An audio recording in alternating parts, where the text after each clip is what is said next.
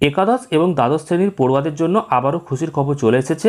বর্তমানে আপনারা জানেন যে তরুণের স্বপ্ন প্রকল্প অর্থাৎ রাজ্য সরকার তরফ থেকে যে 10,000 টাকা দেওয়ার একটা কথা ঘোষণা করা হয়েছিল এবং যেটা দিয়ে আসা হচ্ছিল বিগত কয়েক বছর ধরে, সেই টাকা 5ই সেপ্টেম্বর দেওয়ার কথা ছিল, কিন্তু টাকা দেওয়া হবে না, টাকা দেওয়া বন্ধ হয়ে গেল, এই খবর সামনে এসেছে।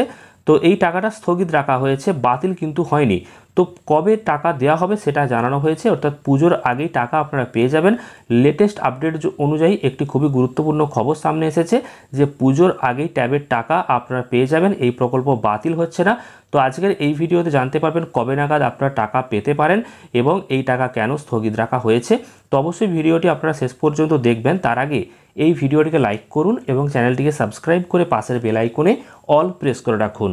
আপনারা অনস্ক্রিন দেখতে পাচ্ছেন তরুণের স্বপ্ন প্রকল্প কিন্তু বাতিল হচ্ছে না, পুজোর আগেই পাবে ট্যাবের টাকা। লেটেস্ট আপডেট দেখে নিন, অর্থাৎ এই যে ট্যাবের টাকা বন্ধ হয়ে যাবে, দেওয়া হবে না, সেটা কিন্তু একদমই নয়। এটা স্থগিত রাখা হয়েছে, কিন্তু টাকা দেওয়া হবে, পুজোর আগেই ট্যাবের টাকা দেওয়া হবে। তরুণের স্বপ্ন প্রকল্প নিয়ে খুশির খবর উঠে এসেছে। তো কবে নাগাদ টাকা পেতে পারেন সেই নিয়ে রয়েছে আপডেট, তো অবশ্যই শেষ পর্যন্ত দেখবেন।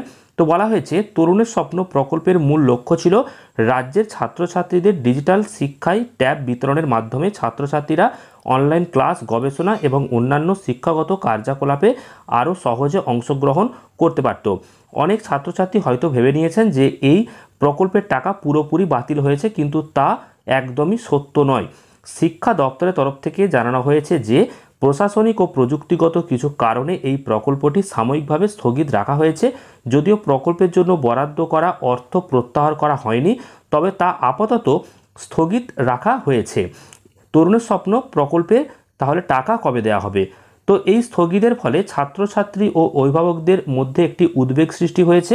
বলা চলে যে অনেক ছাত্রছাত্রীর আশা নিয়ে বসেছিল এই ট্যাবের টাকা নিয়ে তারা মোবাইল বা স্মার্টফোন কিনে পুরো দমে পড়াশোনা শুরু করবে, বা এই শিক্ষক দিবসের দিনেই এই টাকা দেওয়া হবে, সেটা সবাই জেনে গিয়েছিল। যদিও এই বিষয়ে শিক্ষা দপ্তরের তরফ থেকে এখনও কিছু জানানো হয়নি যে ঠিক কবে টাকা দেওয়া হবে, তবে আশা করা হচ্ছে পুজোর আগেই ছাত্রছাত্রীরা এই টাকা পেয়ে যেতে পারে। সরকারিভাবে অনুষ্ঠান করে আবারও এই প্রকল্পের টাকা দেওয়ার প্রক্রিয়া শুরু করা হবে বলে জানানো হয়েছে, বা একটা সূত্র মারফত খবর জানা যাচ্ছে। কারণ বর্তমানে আরজিকর কাণ্ডেতে কিন্তু গোটা দেশ তোলপাড় হয়ে রয়েছে এবং তারই কারণে হয়তো এই টাকাটা স্থগিত রাখা হয়েছে। বর্তমান পরিস্থিতিকে সামনে রেখে এটাই অনেকে ভাবছে।